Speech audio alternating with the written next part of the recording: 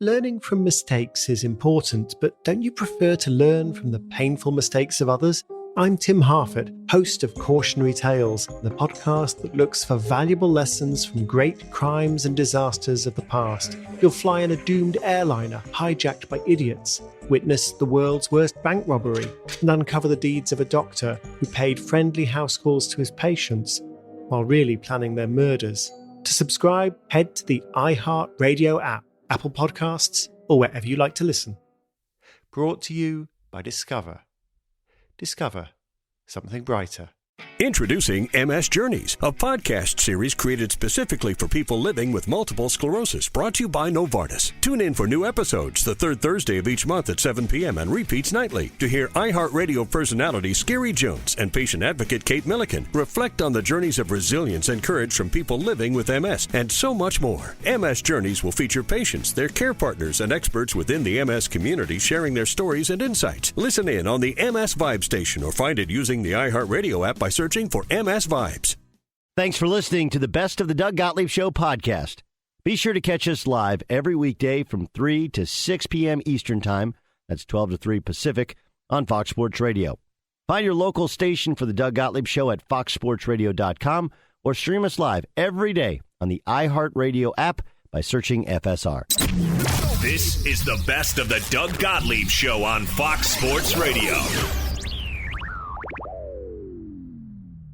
Okay, so UCLA Gonzaga on Saturday night was amazing. And it's got all kind of the makings of a great game, great storyline. What's interesting about it is that it's like the reversal of the traditional roles. Gonzaga was a Cinderella 20 years ago.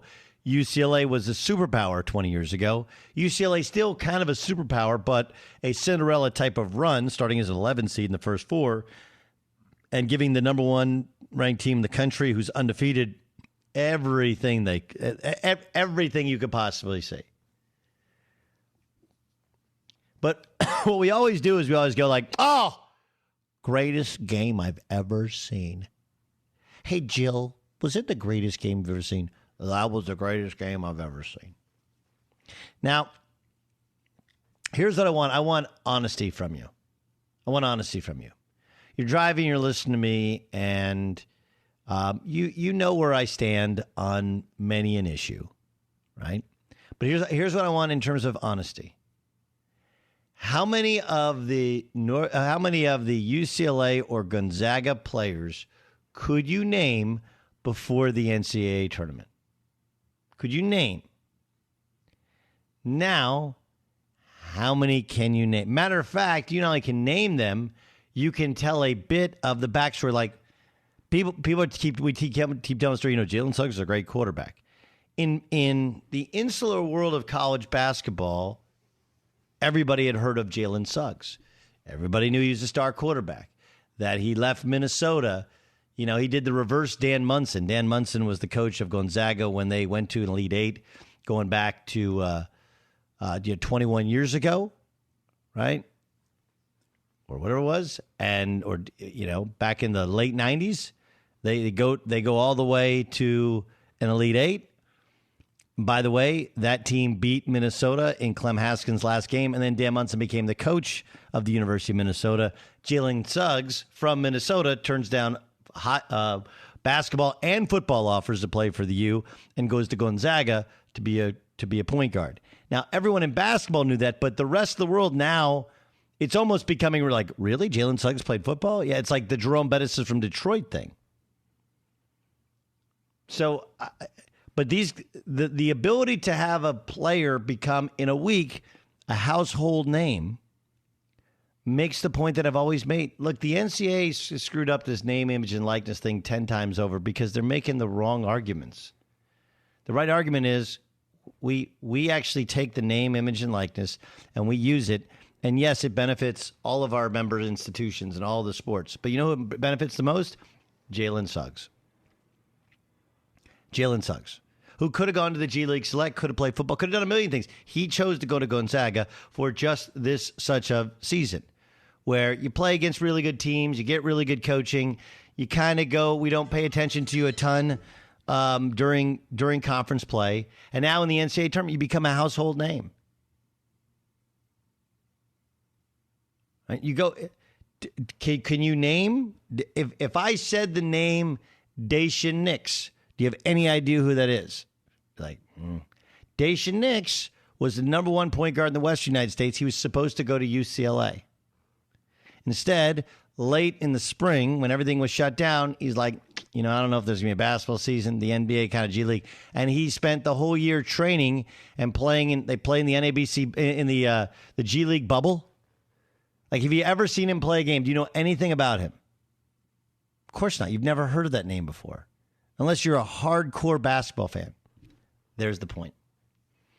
The NCAA is so concerned with trying to explain away things that you don't need to explain. Hey, look, here's the deal. Yeah, you got to sacrifice a couple things. You got to go to school, but we're going to get you into a school you might not be able to get to on your own. We're going to pay for it. We're going to train you. We're going to do all these things. And oh, yeah, by the way, we're actually going to promote the hell out of you. And if you're good enough, like Jalen Suggs is good enough to become a pro, all right, they help build up. This is no different than any student. Like, the second you can get a great job, like, leave college. You can always come back. And that's how it works with a scholarship.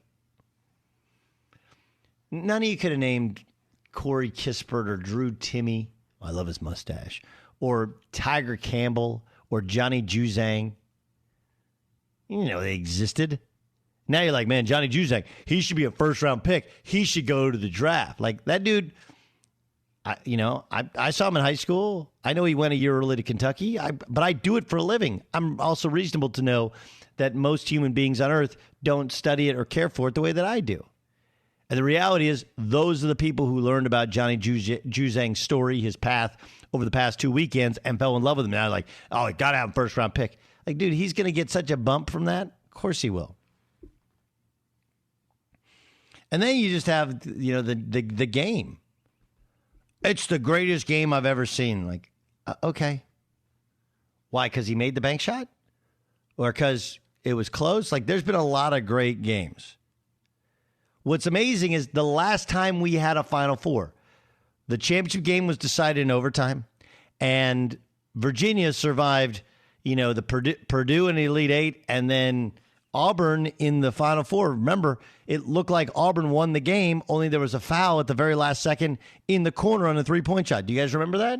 Like, oh, yeah, that was the last, I'm not saying that wasn't a great game. It's just impossible to go like, wow, that's the greatest game I've ever seen. Like, all right, well, North Carolina, Villanova, they were Marcus Page makes a crazy shot. They call a timeout. And then Chris Jenkins hits a three at the buzzer to win a national championship. It's this, if the gameplay is the similar, which it was, and that's how you decide the national championship, that's a better game. 28 years ago, Chris Webber called a timeout, North Carolina versus Michigan. They were down 2 points at the time. That ended up sealing the deal. So, Dan, you've done this almost as long as I have. You've been a fan as long as I have. When you hear people say that's the best game they've ever seen, what's your immediate reaction? Slow down. Yeah.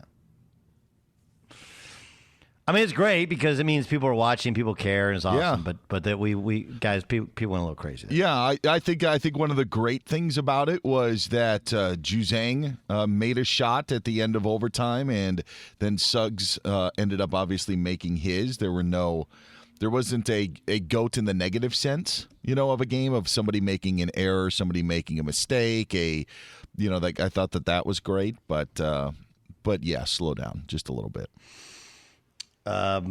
Okay, so what's the best college basketball game you've ever seen? In the NCAA tournament and possibly in the Final Four makes it better. Yeah, I just the Duke Kentucky game is the one that is I believe the highest standard, and actually we talked about it yesterday on my show with George Reister. Is that like we're still talking about the strategy of that game from 29 years ago. You're talking about sorry, I know Gonzaga and UCLA are amazing brands, but Duke and Kentucky are Duke and Kentucky, and the places that those schools were. And then you just take, the fact of Leitner not missing a shot in that game. Didn't miss a field goal, didn't miss a free throw. that to me is tough to top, and I don't think Saturday topped that. Yeah, no, it's pretty pretty amazing stuff. I also think, like, look, we could kind of go through, you and I could kind of go through our list of Final Fours, because the Duke Kentucky one wasn't the Final Four, it was the Elite Eight, right? Regional and final. then, I mean, but you know, my best friend in basketball is Miles Simon. That Duke-Arizona game, Carolina-Arizona game went to overtime. That was an unbelievable basketball game. Amazing basketball game. So I'm fascinated by exactly why people are so prone, not just to hyperbole, but that recency bias. I'll say this as well, and I don't know if it matters, but I'm curious on your thoughts on it. If Gonzaga was trailing at that time, which Duke was against Kentucky, you know, like that's another point of it. If Leitner doesn't make it, Kentucky wins. If Suggs doesn't make his shot, double overtime. Like, I think that plays a role in it. Do you think that, because the game was tied, should play a role in how we view it? I do. I think the bank shot should play a role in how we view it. Sure. Yeah. Right? Yeah. Like, there's a lot more, and Fuey knows it, there's a lot more luck that goes into a running half-court bank shot than does a set play where Chris Jenkins gets a pitch, you know? Yeah. I believe we may have some breaking news in college basketball. Are we able to go with that yet, or do we not have the name confirmation yet? We're having reports of it. If you want to go ahead and say it, you know, be my guest. Well, no, but it's kind of your job. Sure. It's like, are you okay with that? Yeah, we could do it. Yeah, All right, let's go to Dan Byer for some breaking news. Breaking news from Fox Sports. Doug, the University of North Carolina trustees having an emergency meeting as we speak. This was breaking news from The Athletic about 30 or 40 minutes ago, and now we find out that those trustees are discussing the employment contract of one Hubert Davis, who is expected to be promoted from assistant coach to be the head coach at North Carolina. Do you know what I don't hate doing? What's that? I don't hate saying I told you so. Actually, 5 I years knew the ago, answer. 5 years ago, I was sitting on the CBS. It might have been 4 years ago. I was sitting on the CBS set, and I was discussing with Seth Davis the fact that I thought if Roy Williams, if he wins a national title, remember he lost on a last-second shot. If he wins a national title, that a lot of people in basketball thought he might just retire. He had bad knees. He'd had the vertigo. He lost a friend. They had the NCAA cloud, and I said, look, I think if he retires, he probably waits and then makes sure Hubert Davis gets it. And every North Carolina guy, fanboy, radio guy said, and I was wrong about Roy retiring. I know that it was a consideration, and I know that that's what, and how I worded it was accurate, that people were wondering and talking out loud in front of him. But I also know that Roy Williams wanted to make sure they went through the whole NCAA stuff and then came out the other side before he left. And he did. He's a man of his word. But I was told how many times, Hubert doesn't want that. That's not his life's mission or whatever. I was like, all right. Hubert Davis is one of the best people, not just basketball people I know. He's a great human being. I wish him incredible success. Incredible success. But I want to say I told you so I will. I told you so. To all you Carolina clowns, like, Hubert's never getting the job. Never. Ever. You know what you're talking about. Okay. Sure. Be sure to catch the live edition of the Doug Gottlieb Show weekdays at 3 p.m. Eastern, noon Pacific on Fox Sports Radio and the iHeartRadio app. When you're ready to place a bet on today's games, do it with the most trusted name in online sports betting, BetRivers Sportsbook. Now legal in several states and growing. BetRivers Sportsbook delivers a unique sports betting experience featuring live streaming sports, in-game wagering, fast authorizations on most withdrawals, and gold standard customer service. Go to BetRivers.com, see for yourself. Must be 21 and be present in Colorado, Illinois, Indiana, and Pennsylvania to play. Gambling problem? Call 1-800-GAMBLER. Getting the care you need to stay healthy shouldn't be hard or expensive. Everyone should be able to afford their medications. Check out GoodRx. With GoodRx, you can instantly compare prices for your prescription at every pharmacy in your neighborhood. and save up to 80%. 80%!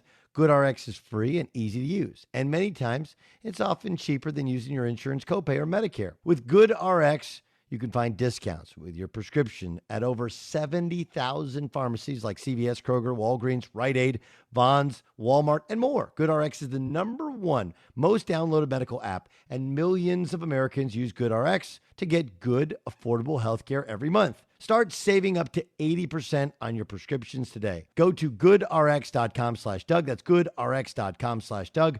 GoodRx is not insurance, but can be used instead of insurance. In 2020, GoodRx users received an average savings of over 70% off retail prices. We got breaking news in the National Football League. Let's get you to Dan Beyer. Dan, fresh off the wire, what do you got? Doug, the breaking news is this. The Jets have traded quarterback Sam Darnold to the Carolina Panthers. This is the package in return for Darnold.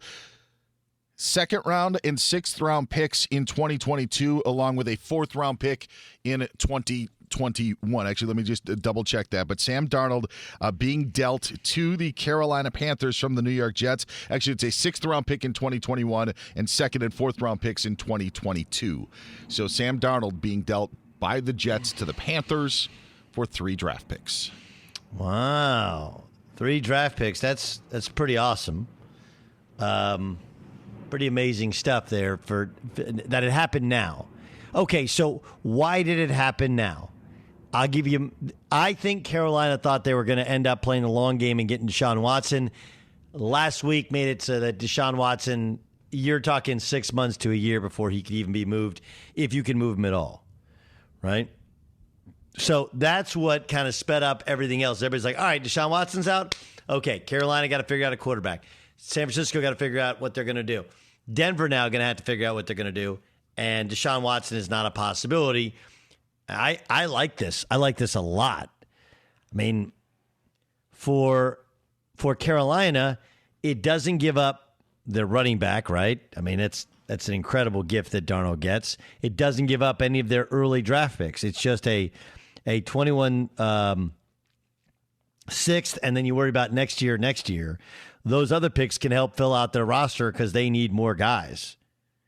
So this, and you get a college coach who I think appreciates how good Sam Darnold could be. The question is, can they clean up some of Sam Darnold's flaws?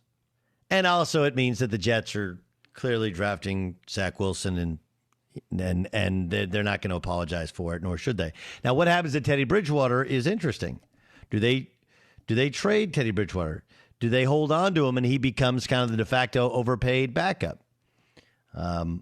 That part is really kind of interesting as well. Keep in mind that the offensive coordinator for the Carolina Panthers is Joe Brady.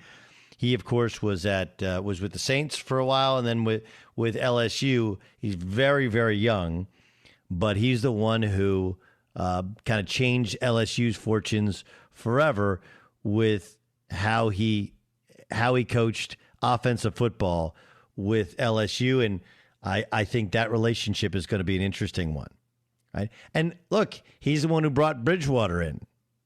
They brought Bridgewater because he knew the system. I would guess they hold on to Bridgewater and he becomes the backup again. As now you got to figure out, do you sign Darnold to a long-term contract? Do you let him play this year and then figure it out? You did give up a lot, but not a crazy amount. So, Beyer, you like it? Yeah, I'm looking at it, and honestly, if you're Carolina, you mentioned the McCaffrey deal. You can't waste years of him. Maybe drafting a quarterback this year. They couldn't trade up or couldn't get the guy that they wanted. That's an option, but you really can't waste years, so you got to have a guy you like, and it really just didn't seem like they liked Bridgewater. I don't know if they're going to like Darnold. I have no idea, but at least you're trying to make use of Christian McCaffrey right now. And so that's why that's why I kind of thought too, they were so in on Watson, not as much about McCaffrey, but since they can't get Watson, now you got to figure out a way, to make it work. And you've got 2 years to figure out now if you want Darnold to work. Bridgewater, you mentioned, just looked it up. There's a potential out after 2 years, so he could serve as the backup this year and then be a free agent, and they could just move on from there. But yeah, you got to have a guy that can get it done, and they weren't happy with Teddy, so I at least commend them for doing this deal. Yeah, it should be really interesting to see what happens with Sam Darnold's career, see what happens now with Zach Wilson when he gets there, right? Because everybody thinks newer is better, and it does. This is smart for the Jets in terms of they have 3 first-round picks. They get a chance to get other guys in their roster. But in Carolina, how about this one? Can confirm, Carolina just tweeted out, Carolina Panthers Twitter page confirming the deal. So it is as reported, 6th-round pick this year and a 2nd and a 4th in the following year, as the Jets unload their former draft pick, and the Carolina gets a quarterback, and it appears we know who's going 1 or 2. Now it's who's going 3 in the draft. Yeah, and there was a point I made that Carolina was really kind of the only suitor for Sam Darnold. I can't remember if it's the NFL Network that had that, but then that also, may tell you that maybe New England's going to be the only suitor for Jimmy Garoppolo if everybody else is just kind of happy where they are or where they could be at the quarterback position. So it's a great point you make. Really, really good point. Doug Gottlieb Show here on Fox Sports Radio. What did you think of? Did you talk about on your show at all the KD thing? We did the KD deal with Michael Rappaport. No, we didn't really touch on that. Actually, I should say we didn't. Period. So, well, look, I don't think it's a major story in that, I wouldn't lead especially with all this stuff going on. Carolina hires Hubert Davis as their coach, and now you look at the Sam Darnold trade. I do think that one of the things that civilians have a tough time realizing is that even the NBA, as hypocritical as it may seem, here's a league that wants to position itself as being progressive and inclusive, and it's suspended and fined players in the past for their language, whether it's homophobic or otherwise. Right? Do I think it's a good look for Kevin Durant to go after Michael Rappaport? No, but I also think that are we taking everything that's said on surface level as being it feels like there is a locker room talk aspect to it. I don't think you share direct messages. I just don't. Especially as much as a big a platform as Rappaport has. I disagree with sharing direct messages or private messages. I don't think you blast them out there, even if you think they're offensive and abusive. And I don't think Rappaport deep down inside thinks they're that offensive and abusive. I just don't. I could be wrong. I know he was on Undisputed. I couldn't tell whether he was acting or he's being serious. Maybe that shows that he does have some acting chops. But it's a micro story, right? For you, the people you don't pay attention, Rappaport suing this guy, David Portnoy from Barstool, and Kevin Durant went at Rappaport and just unloaded on him on direct message, and Rappaport put his direct messages on social media. Because of the language in it, Kevin Durant was fined $50,000 by the NBA.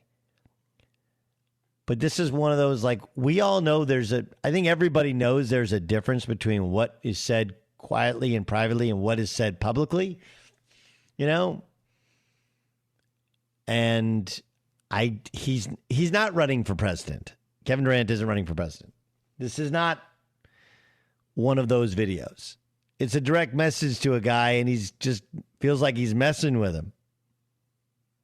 I understand why the NBA had to do what they've done, but I don't think it's hypocritical to just find a guy and move on, knowing the situation and context matters, and that things you say to other guys, friends, enemies, frenemies, whatever, is different than what you say in public. And anybody who states otherwise, fine, but you can't be yes, you can.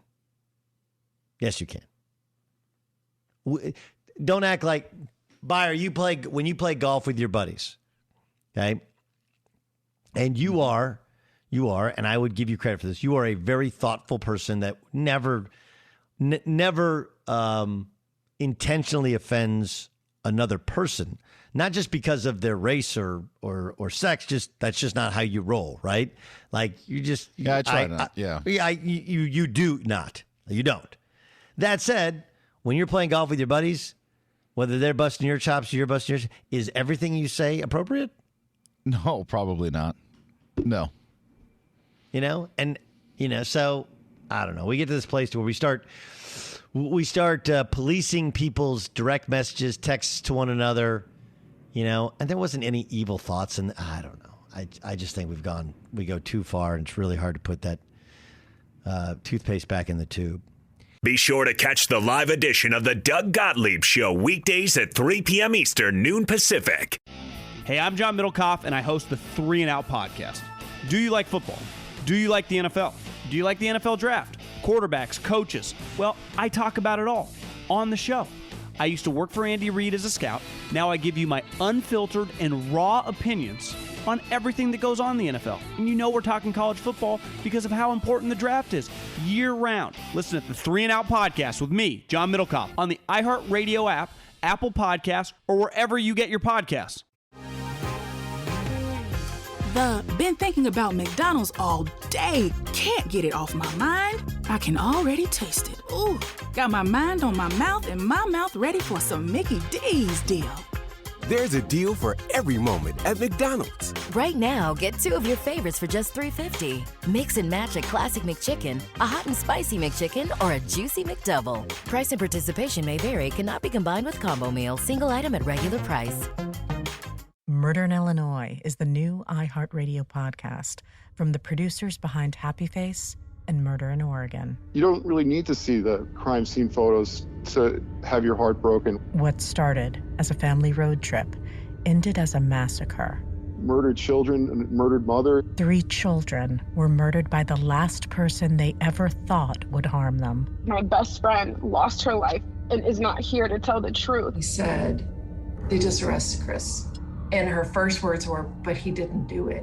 Did the person convicted of 4 murders actually pull the trigger? None of their theories of how this happened fit the crime scene evidence. I'm Lauren Bright Pacheco. Join me for Murder in Illinois, Who Killed the Vaughn Family. So crazy. This is all so crazy. Listen and follow on the iHeartRadio app, Apple Podcasts, or wherever you listen to podcasts.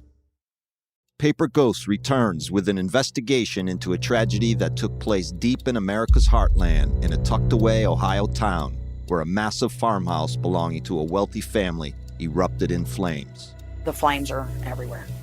All 4 residents inside were dead, and not a single person died from the flames or smoke. So the question becomes, what killed them? Or, more importantly, who? My brother says, Carol, something's up. There is too much blood. This season, I'm not chasing a missing persons flyer. I'm chasing a wanted poster.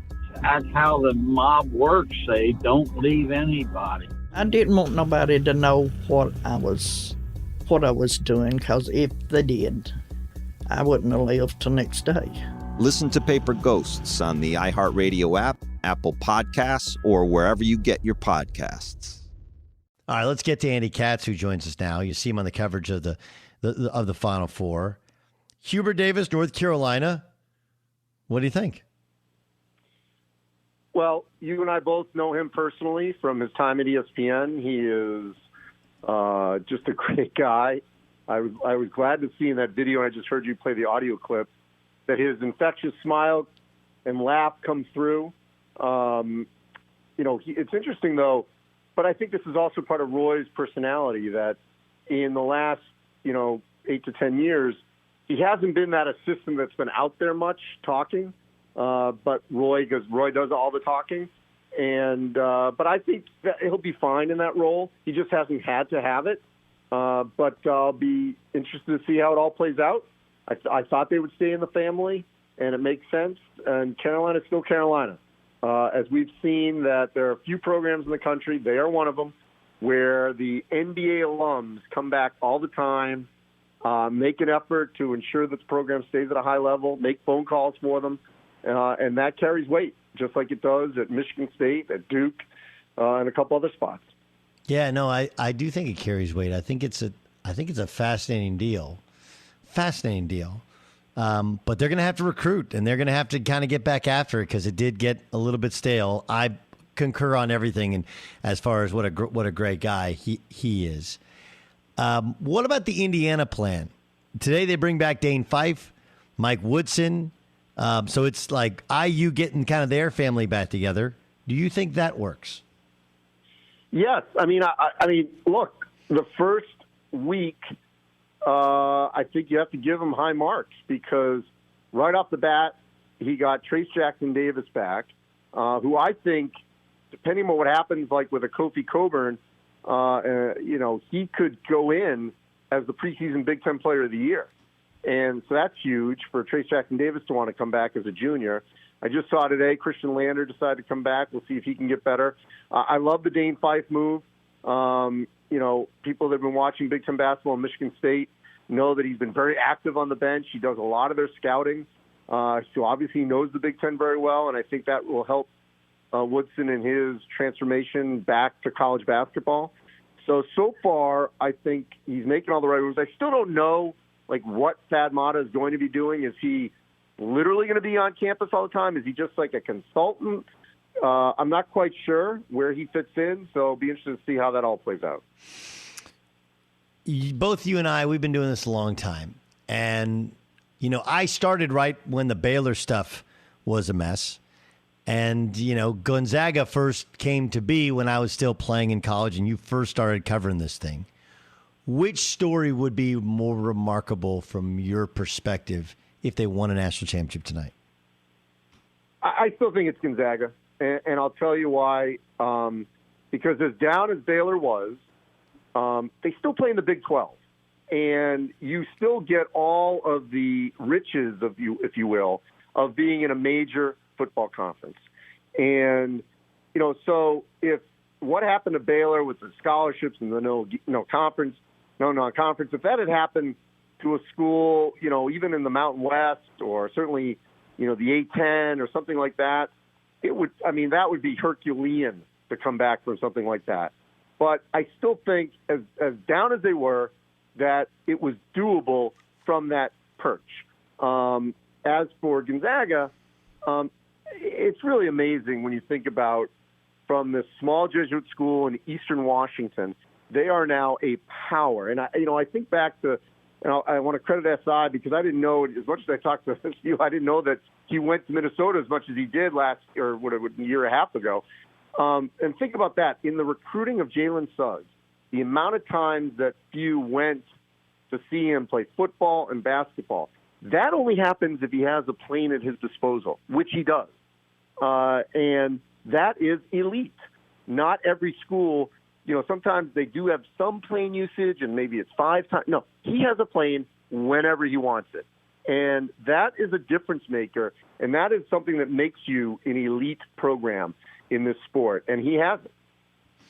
It's the Doug Gottlieb Show here on Fox Sports Radio. Andy Katz is our guest. I agree. I think it's the ability to be consistent there but it's also because he hasn't left, right? Almost all of these programs.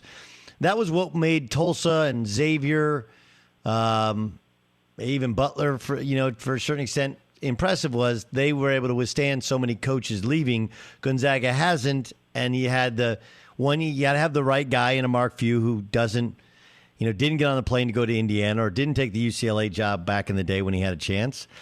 Most guys take those jobs. Most guys don't turn it down. So that part is unique. I think if they win tonight, you make them a modern-day blue blood.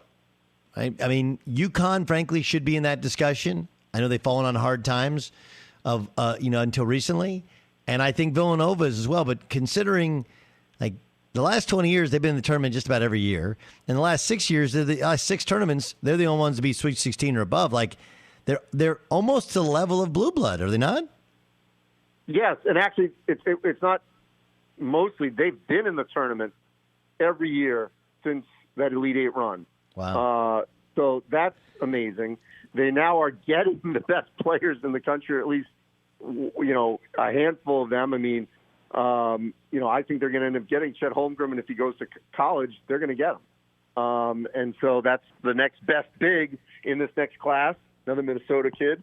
And then the other thing, and you know this, Doug, better than anyone, is you cannot dismiss the importance of scheduling. And when he first got going, at best, maybe he would get an elite team to play him in Seattle, maybe Spokane Arena. Now he actually can get, and I went last year when North Carolina played him in the Kennel. They can play in any tournament in the country. And then I thought this November, December was a great example because they normally play, good games. But because of the pandemic, their entire non-conference schedule got wiped clean. And as you know, the majority of these leagues, if they were going to play any non-conference games, they didn't want to fly to them. And they were only going to stay regional. And yet he still somehow pulled off playing Kansas and Auburn in Florida, playing Iowa and South Dakota. The Baylor game, if it had happened, would have been in Indiana. Yes, they were supposed to be in the Jimmy V in Indiana against Tennessee, but then Tennessee, days before, is out because of COVID, and he pulls Bob Huggins in West Virginia in. And that ended up being a really good game for them. So this number one ranking and their ability to feel like a number one team, if you will, and being undefeated, that's because they played. And then the Virginia game, by the way, they pulled that out of their hat a week before to play them in Texas on day after Christmas. All that stuff mattered more this year maybe than ever that they were able to do that. No, I agree. Who do you think wins tonight? So I have to stay true. I still believe that they will, but this is going to be a bear, no pun intended. That because Baylor. You can't laugh at your own joke. You can't laugh at your own lines, Katsy. You just delivered. You should have solidly said this one's going to be a bear, and then kind of let it out there and go. And then you go, no pun intended. But you can't start giggling at your own line. It was a really good line. My concern for Gonzaga will be. How Joel Ayayi and maybe Nembhard more than Suggs handle that perimeter pressure of those Baylor guards. On the flip side, if Drew Timme stays out of foul trouble, I think he's a major problem for Baylor inside. So they kind of could wash each other in each other's strength. It really could come down to a late possession. Okay, so you're taking Gonzaga. I've been doing Gonzaga or the field all year long. I do think that Baylor's going to give them a hell of a game. My Big 12 buddies, they're all coaches. They're like, Baylor's going to beat them. They're just so much better defensively. So we'll see. But it's going to be a lot of fun. Was Gonzaga UCLA the best game you've ever seen that deep in the tournament? I've been very fortunate to be at every Final Four since '92. That we've had, obviously not last year. I have to put it up there as maybe one. I really have to think about this, and maybe I should have before it came on. But, because you could say Villanova, Carolina was the best ending. It was a great game, though, too. If you remember, it was a great game, though, too. It was a very well-played game, which is the same as the game the other night. Yeah, so they're very close. And the other thing that gets lost, is the Marcus Page shot. Yes. Lost because of Chris Jenkins. That was a more difficult shot, the double clutch that would have sent it into overtime. And then the other thing, Doug, I think you would appreciate this too, is as great as that shot was, and that will be on every highlight reel for the rest of time related to the tournament. I hope that the block pass does not get lost because that was absolutely phenomenal. His recovery to block Cody Riley, out of bounds, inbounds, and that threaded. And you as a point guard, you know how difficult that pass was. A full-length bounce pass to a streaking Timme. That was absolutely just a joy to watch. I agree. It was a joy to watch. Okay, there's a bunch of other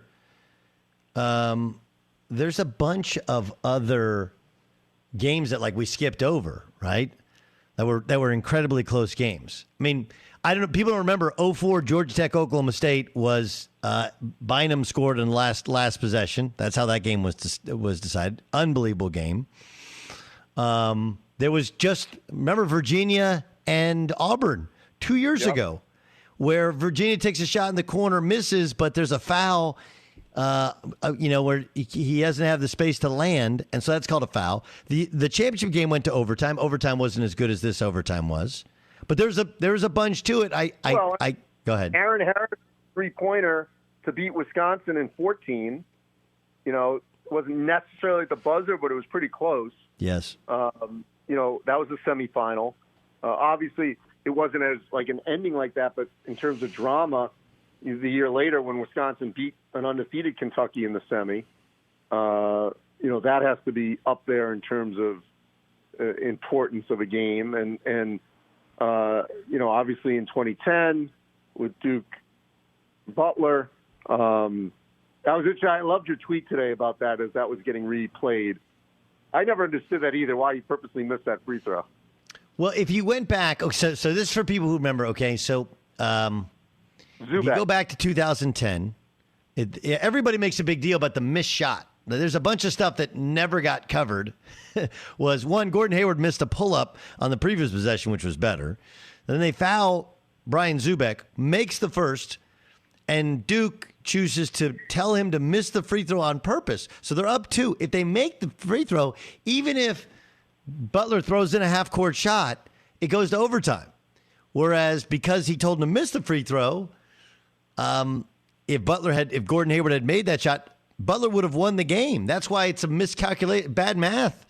And what after the game, what Krzyzewski said was, Brad's got all these inbounds plays and they're prepared for that scenario. So we told him to miss it. And then he kind of said, I don't know if I do it, but it worked. I think Krzyzewski knew as soon as he saw that ball in the air, why the hell did I not have him make the free throw? That doesn't make any sense. You just can't take it back once you decide. Right. Yeah, we definitely go on. So yeah, you go ahead. I'm just curious, Doug. After what you've seen, so take your Oklahoma State hat off. Would you, in terms of number one, would you have a problem if Suggs went over Cunningham, or do you think it's a no-brainer that Cunningham should go over Suggs? Cunningham over Suggs. I would take Cunningham, but I don't have a problem. I think I think they're both terrific, and I think that. And look, you and I think, are mostly in lockstep about this. Jalen's perfect example is ask anybody on earth who Jalen Suggs is now. Ask them a week ago, and they were like, I have no idea who you're talking about. Now everybody knows he played football. He's a point guard, basketball, kind of a Jason Kidd. It makes the game-winning shot. So I think, one, it helps the whole, why should you go to college ahead of the G League select? There's your answer. And two, for both those guys, I would take Cade just because I think his game's a little bit more well-rounded. He's bigger. You can play him at more places. But I think they both have star potential. And Jalen may have a higher ceiling because of his just outright speed and athleticism at the position. Yeah, I don't think you can go wrong with either one. My concern with Mobley will be, his strength. He's so thin, but I think that obviously will change. But, yeah, Colin actually, I thought, did a good job today laying it out in terms of comparing Jalen Green versus Jalen Suggs.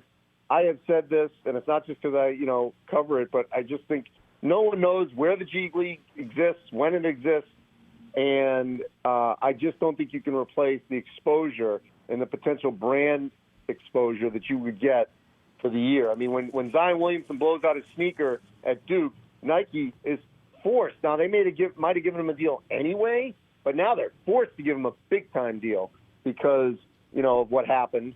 And he was on, he was every night must-see TV with Duke. And if he's in the G League, who's watching? They don't have a great deal where you can see these games.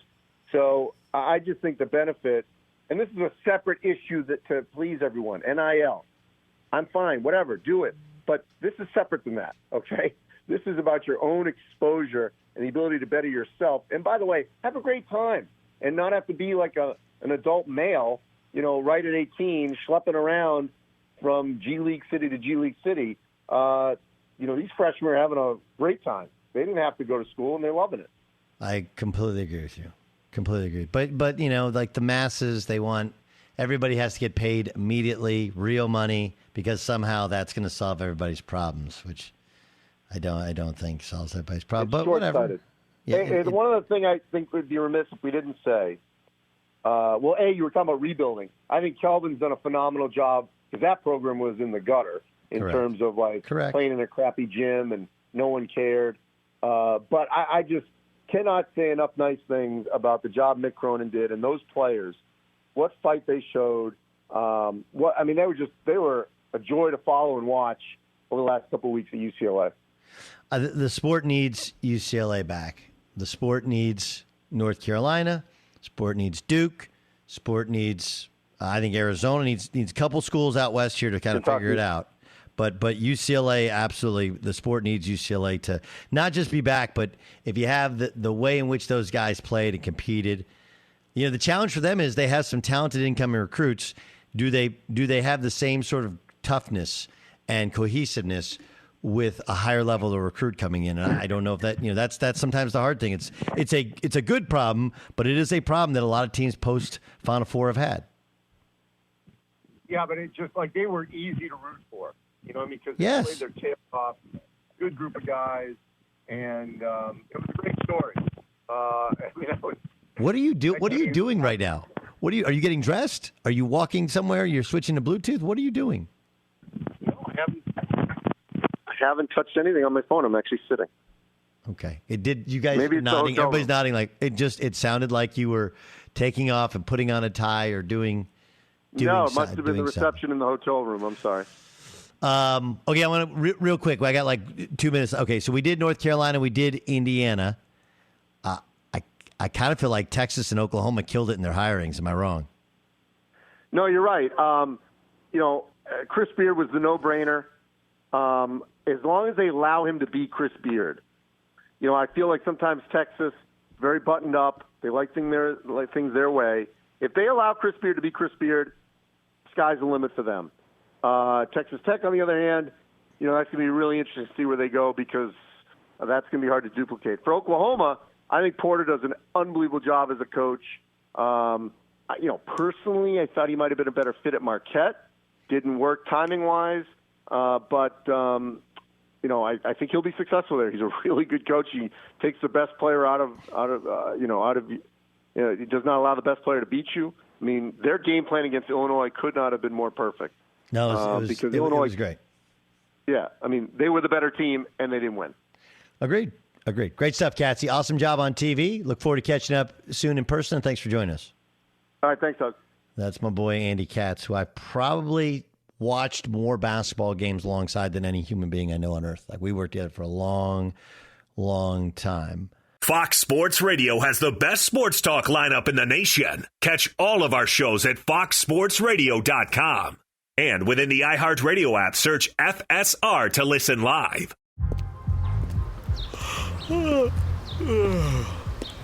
only thing better than grinding all night for your side hustle is your roommate picking you up with Mickey D's breakfast. The perfect pickup deal. There's a deal for every morning at McDonald's. Right now, taste breakfast perfection when you get a warm and savory sausage McMuffin with egg for just $2.50. Price and participation may vary. Cannot be combined with combo meal. Are you One Tree Hill obsessed? Are Brooke, Peyton, and Haley your BFF goals? Join Sophia Bush, Hillary Burton, and Bethany Joy Lenz on the Drama Queens podcast to relive, relove, and rewatch every One Tree Hill minute. There are no fans like One Tree Hill fans. There is no family like our family. So we got together to do a rewatch podcast to relive the show as so many of you have. Listen to Drama Queens on the iHeartRadio app, Apple Podcasts, or wherever you get your podcasts.